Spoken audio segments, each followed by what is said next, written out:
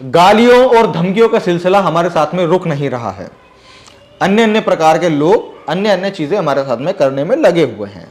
और क्यों करने में लगे हुए हैं? क्योंकि हम बाबाओं की या फिर साध्वियों की जो फालतू बकवास और वाहियात बातें होती हैं उन पर हम वीडियो बना करके डालते हैं। धर्म की कुछ अन्य जो सोच है या धर्म के प्रति जो एक दूसरा नजरिया है उसको हम रखने का काम करते हैं। इसलिए हमको, और स्पेशली एक ही वर्ग जिसका उससे धंधा चलता है, वो इस काम को करने में लगा हुआ है। अब एक बात यहां पर समझने वाली, सोचने वाली आती है कि क्या बाबाओं का विरोध होना चाहिए या नहीं? क्या उनके बातों पर, क्या उनके कार्यों पर सवाल उठने चाहिए या नहीं? ये एक बड़ा इंपॉर्टेंट क्वेश्चन है, क्योंकि अक्सर जब लोग क्रोधित होते हैं, आक्रोशित होते हैं, वो इसी बात पर होते हैं कि तुमने धर्म पर सवाल उठाया कैसे? तुमने हमारे फला फला पूज्य बाबा, पूज्य साधु, पूज्य गुरुजी पर सवाल उठाया कैसे? आपने हमारे भगवान पर सवाल उठाया कैसे? है ना? तो ये चीजें होती हैं। तो इसको लेकर के मैं एक ही बात जो है वो सोच रहा था, या जो आपको सोचनी चाहिए वो ये है कि अभी आप देखो, जब से हमारा देश 1947 के बाद जब आजाद हुआ तो हमारे देश में लोकतंत्र स्थापित हुआ, और लोकतंत्र की सबसे बड़ी जो पावर है ना वो है अपोजिशन और freedom of speech and expression. कि जब किसी भी एक पॉलिटिकल पार्टी का, किसी भी संगठन का, किसी भी बॉलीवुड का या किसी भी चीज का जब कोई अपोजिशन होता है, उसका विरोधाभास करने के लिए कोई होता है उसको, और वो भी लॉजिकल डिफेंडेशन करता है ना, कुछ लॉजिक के साथ में डिफेंड करता है, तो सामने वाले लोगों पर भी एक प्रेशर होता है, पॉजिटिव प्रेशर होता है कि हमको कुछ गलत काम नहीं करना है। अभी आपने देखा होगा, अब से पहले तमाम तरीके के बाबा जो है वो अन्य अन्य केसेस में गिरफ्तार हुए हैं, और वो तो बहुत कम हमारे सामने आए हैं। कितने कर्मकांड ना जाने किए होंगे जो हमें पता भी नहीं है और शायद ना कभी पता चलेंगे। तो जैसे एक पॉलिटिकल पार्टी है, ठीक है, एग्जांपल के लिए आप बीजेपी ले लो। बीजेपी पॉलिटिकल पार्टी है और वो सत्ता में आ चुकी है। आने के बाद में वो अपने अपने तरफ से काम कर रही है। तो क्या अपोजिशन जो पार्टीज होती हैं, जैसे कांग्रेस है, बीएसपी है, एएसपी है, सपा है, जो और भी कुछ पार्टीज हैं, अब ये जो पार्टीज हैं यदि उनके गलत कामों पर आवाज नहीं उठाएंगी, सवाल नहीं खड़े करेंगी, लोगों को सच्चाई दिखाने का काम नहीं करेंगी, तो ये पॉलिटिकल पार्टी जो है उन चीजों को डिफेंड कैसे करेगी, उन चीजों को सही करने का प्रयास कैसे करेगी? अब क्योंकि इस बीजेपी पार्टी को पता है कि यदि मैंने कुछ भी गलत किया तो मेरे सामने कांग्रेस है, आजाद समाज पार्टी है, बहुजन समाज पार्टी है, सपा है, और भी आरजेडी है, और भी तमाम पार्टीज हैं, ये लोग मेरे गलत काम पर बवाल मचा देंगे, लोगों पे मतलब लोगों में जो है सच्चाई बता देंगे। तो इसीलिए ये पार्टी के अंदर में थोड़ी सी जो है एक वो रहेगी कि हाँ भाई मुझे सही काम करना चाहिए। अब ये चीज हर जगह पे, मतलब विरोधाभास जो है, और विद फैक्ट्स, विद लॉजिक्स, आप हर चीज को क्रिटिसाइज कर सकते हो। ये इस देश की कॉन्स्टिट्यूशनल पावर है कि freedom of speech and expression का राइट जो है वो हर व्यक्ति को है। आप हर जगह कर सकते हो। पॉलिटिक्स में तो बहुत ज्यादा ओपन है।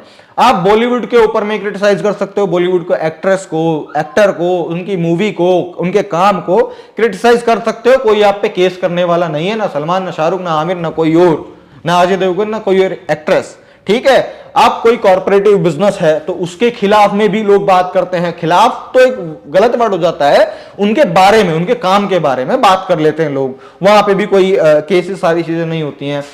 तो कुल मिलाकर के अपोजिशन का होना एक बेहतर प्रोग्रेसिव सोच के होने का एक प्रमाण होता है। तो अगर अभी तक हो सकता है आप मेरी बात को ना समझ पाए हो या फिर थोड़ी सी कॉम्प्लिकेटेड लगी हो, लेकिन मैं लोगों को, आप लोगों को, और खासतौर से जो भक्त लोग हैं उनको यह समझाना चाह रहा हूं कि कोई भी एक बाबा है, चाहे वो धीरेन्द्र कृष्ण शास्त्री बागेश्वर धाम वाले बाबा हों, चाहे देवकी नंदन ठाकुर हों, चाहे अनिरुद्धाचार्य हों, चाहे पंडित आचार्य शर्मा, जो भी तमाम तरीके के बाबा हैं, और इनसे छोटे छोटे लेवल के जो भी छोटे भैया नेता जो गांव शहर के इलाके से होते हैं वो भी बाबा हों। अब ये भी जितने भी बाबा हैं, अगर कोई इनका विरोधाभास करने वाला नहीं होगा, इनके गलत कार्यों पर सवाल उठाने वाला व्यक्ति नहीं होगा, तो कल को ये बाबा भी आशाराम, राम रहीम, या फिर जो और भी बढ़िया वाले नेक्स्ट लेवल के बाबा थे, इनको भी वो बनने में ज्यादा समय नहीं लगेगा।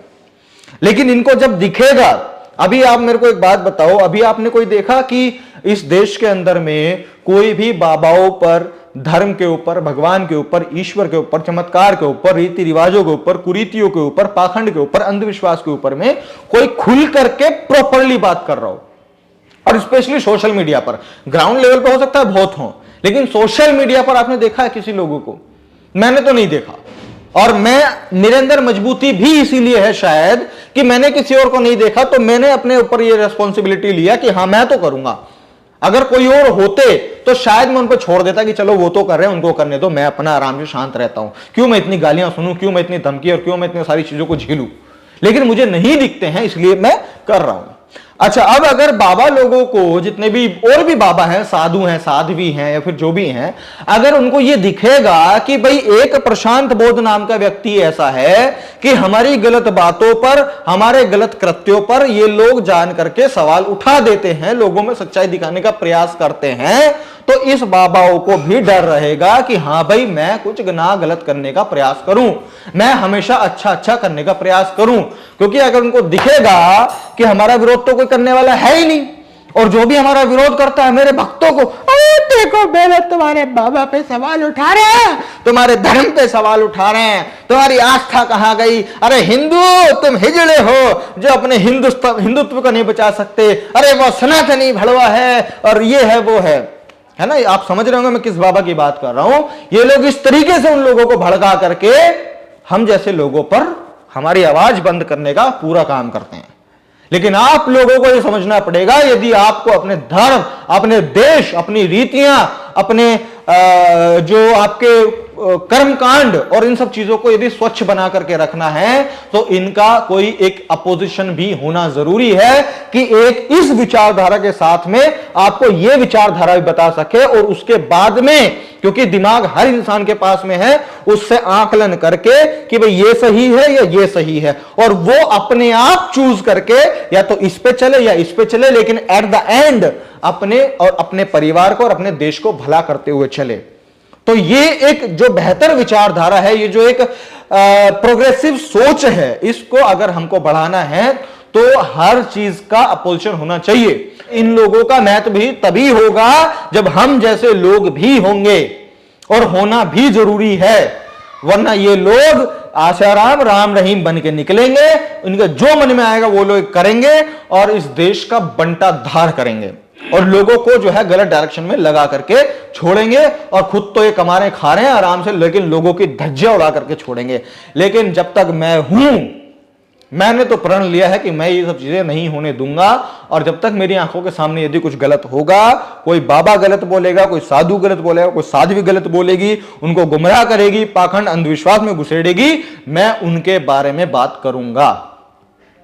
और ये मेरा कानूनन राइट है, और ये मेरा सामाजिक दायित्व भी है। तो इसीलिए इन चीजों को करना बहुत जरूरी है। इन बातों को आप समझ करके चलो, वरना तो तुम कीचड़ में पहले भी थे, आज भी हो, आगे भी रहोगे। तुम गोबर खाओ, मूत पियो गाय का, ठीक है, खुश, वो तुम करते रहो। लेकिन यदि अपने देश को डेवलपिंग कैटेगरी से डेवलप्ड की कैटेगरी में लेकर के आना है, तो भाई स्ट्रगल करना पड़ेगा, संघर्ष करना पड़ेगा सबको। तो अगर मेरी बात समझ में आई है तो इस वीडियो को शेयर कीजिए। मैं प्रशांत बोध, मिलता हूं आपसे अगली वीडियो में, तब तक के लिए बहुत बहुत शुक्रिया, धन्यवाद।